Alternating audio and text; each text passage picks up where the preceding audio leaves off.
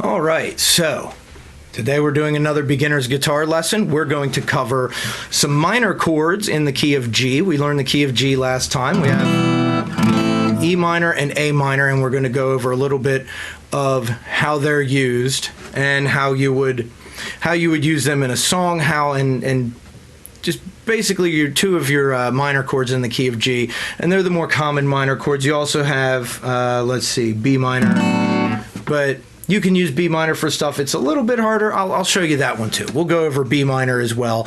And then you have your 3 major and 3 minor chords in the key of G, and that's a good place to start for learning songs, for writing songs in the key of G. So here we go. E minor. E minor is pretty easy. You just take your middle finger and you put it right here on your A string on the 2nd fret, and your ring finger right here on the D string on the 2nd fret right below it. So you can see those 2 fingers right there. If you have a chord book, which you should, it'll have that in there, and that's your E minor. Now here's what you do. You take those same 2 fingers and you move them up, just up 2 strings so that they're on the same 2nd fret of the D and G strings, and then take your index finger and put it right here on the 1st fret of the B string, and that's A minor. And they are used in the key of G. G and E minor are pretty interchangeable with each other. So for instance, if you wanted to go to a G chord but you want it to sound darker, you might substitute an E minor. Same thing with C and A minor. A minor just has a more melancholy, darker tone to it.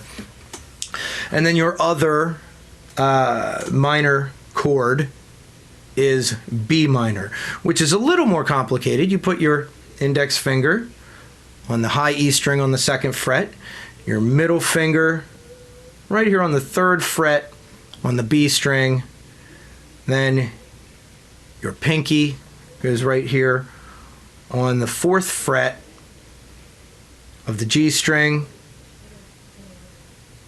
and then your ring finger goes one below it on the D string on the 4th fret. So it looks like that, and it's pretty much like your A minor just moved up 2, and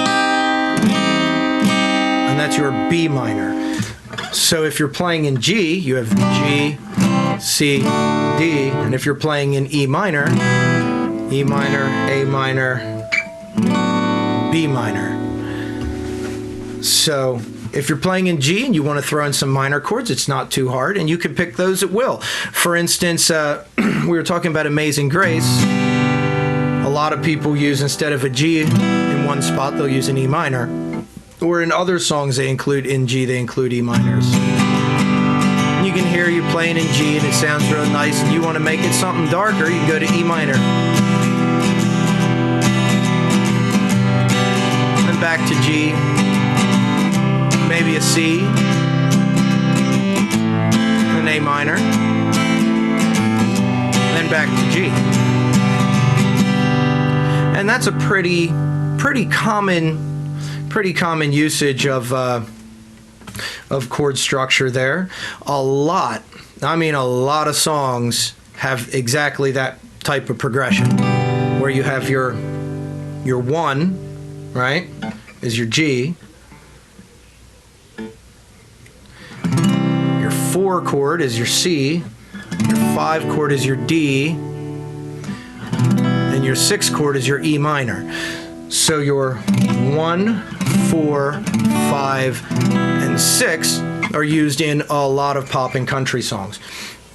So if you know G, C, D, and E minor, you can play a lot of the stuff on the radio, you know?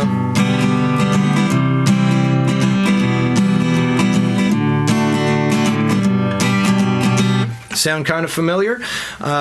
I'm not going to play, other people's stuff here because, copyright and all that. But if you look it up, it's not too hard to find out your big chords. Now you know G, C, D, E minor, A minor, and B minor, which is 2 more chords than most country songwriters use. So knowing that gives you enough to really pick out a lot of songs or learn a lot of songs.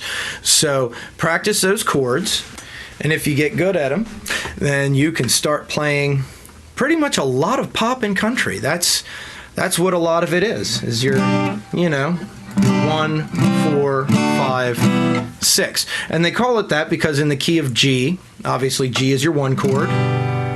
Your 2 chord, A, is minor, so A minor. Your 2 chord is, or 3 chord is B, and in this case it'd be B minor. Your 4 chord is C. Your 5 chord is D. Your 6 chord is E, in this case it's minor. And then you'd have an F diminished, but we're not going to worry about diminished chords all that much. But those are your 6 main chords in the key of G, and with that, hey man, you can play all kinds of stuff. That's no joke. That's the truth. Not much to songwriting, I guess, or I don't know, maybe there's a lot to songwriting. What do I know? But I do know how to play those 6 chords, and now you know how to play those 6 chords. So practice those chords and learn some songs and have some fun, and hey man, start rocking out. God bless you. Until next time.